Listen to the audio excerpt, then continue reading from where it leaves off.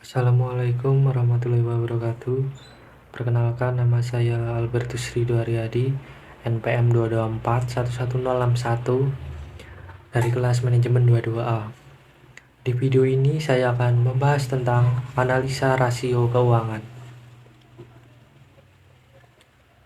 Pengertian dari rasio keuangan.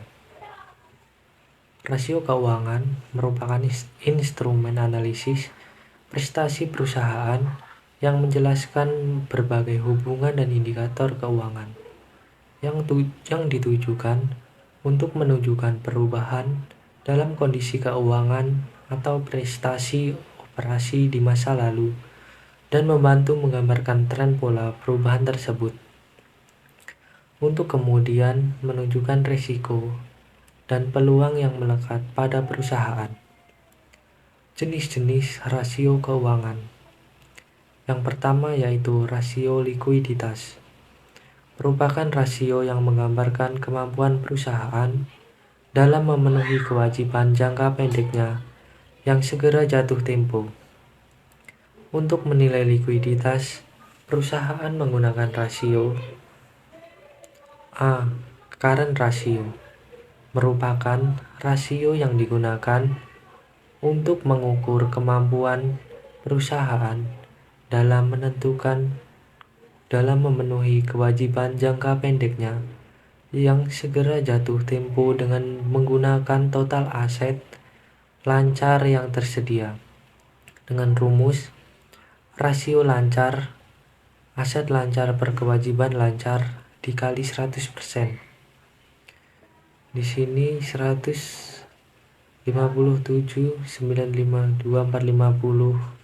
per 55.691.700 dikali 100% sama dengan 283,62%. Dari hasil analisis rasio lancar, diketahui bahwa current rasio sebesar 283,62%,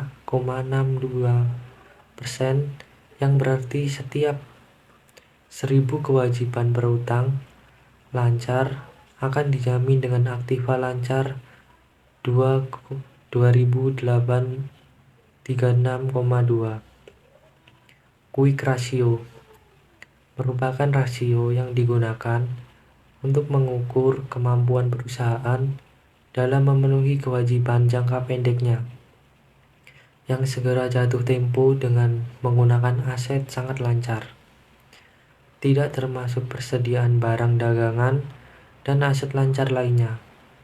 Dengan rumus rasio lancar, aset lancar dikurang persediaan per kewajiban dikali 100%, atau 157.952.450.000 dikurang 74.163.749.000 per 55.691.700 dikali 100% sama dengan 150,46%. Dari hasil quick ratio diketahui bahwa quick ratio tersebut sebesar 150,46%, yang berarti setiap 1000 kewajiban berutang lancar akan dijamin dengan aktiva lancar 1504,6.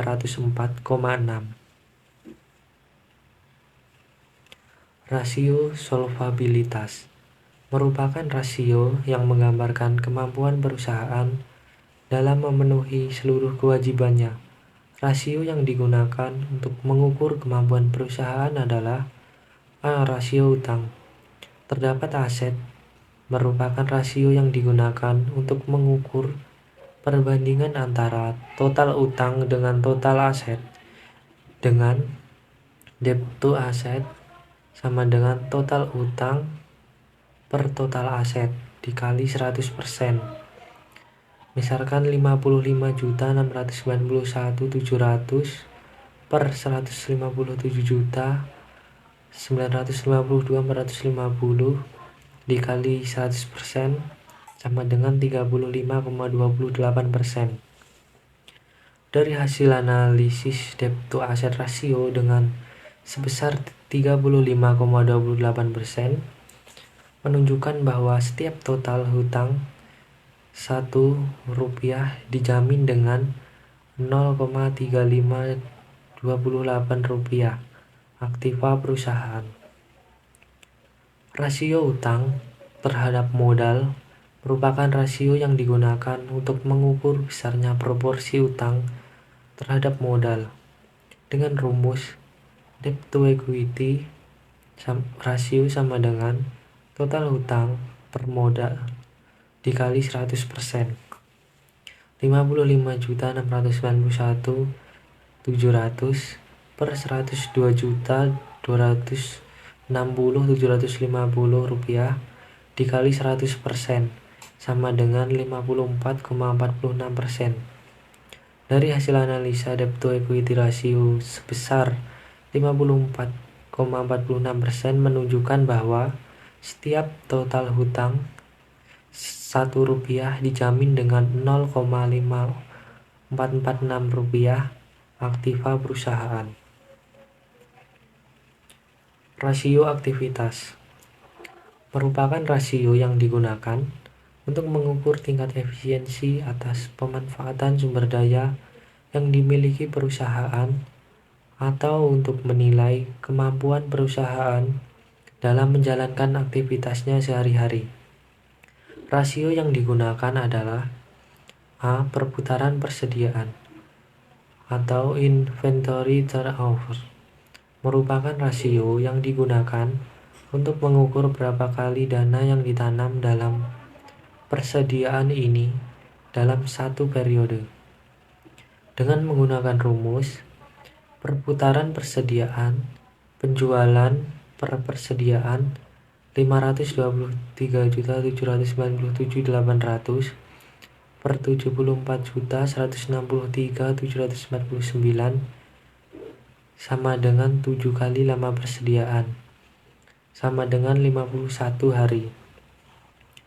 Dari hasil analisis perputaran persediaan inventory turnover sebesar kali dengan lamanya persediaan 51 hari, yang artinya dalam 1 tahun persediaan berputar dengan aktivitasnya 7 kali dengan membutuhkan waktu 51 hari. Rasio aktivitas merupakan rasio yang digunakan untuk mengukur tingkat efisiensi atas pemanfaatan sumber daya yang dimiliki perusahaan atau untuk menilai kemampuan perusahaan dalam menjalankan aktivitasnya sehari-hari. Rasio yang digunakan adalah B. Perputaran modal kerja atau working capital turnover merupakan rasio yang digunakan untuk mengukur keefektifan modal kerja yang dimiliki perusahaan dalam penjualan dengan menggunakan rumus perputaran modal kerja penjualan per aktiva lancar 523.797.800 per 159.952.450,7 sama dengan 3.316 kali. Dari hasil working capital turnover diperoleh hasil sebesar 3.316 kali, yang berarti setiap 1.000 aset lancar turut berkontribusi menciptakan penjualan 3,316.000. Rasio probabilitas merupakan rasio yang menggambarkan kemampuan perusahaan dalam menghasilkan laba. Rasio yang digunakan adalah A. Hasil pengembalian investasi atau return of investment merupakan rasio yang menunjukkan hasil atas jumlah aktiva yang digunakan dalam perusahaan dengan menggunakan rumus perputaran modal kerja penjualan per aktiva lancar 523.797.800 juta per 157.952.450.000 sama dengan 3,316 kali. Dari hasil working capital turnover diperoleh hasil sebesar 3,316 kali, berarti setiap 1.000 aset lancar turut berkontribusi menciptakan penjualan 3,316 ribu. Rasio probabilitas yang selanjutnya yaitu hasil pengembalian ekuitas, merupakan rasio untuk mengukur laba bersih sesudah pajak dengan modal sendiri dengan menggunakan rumus return of equity. Laba bersih per modal sendiri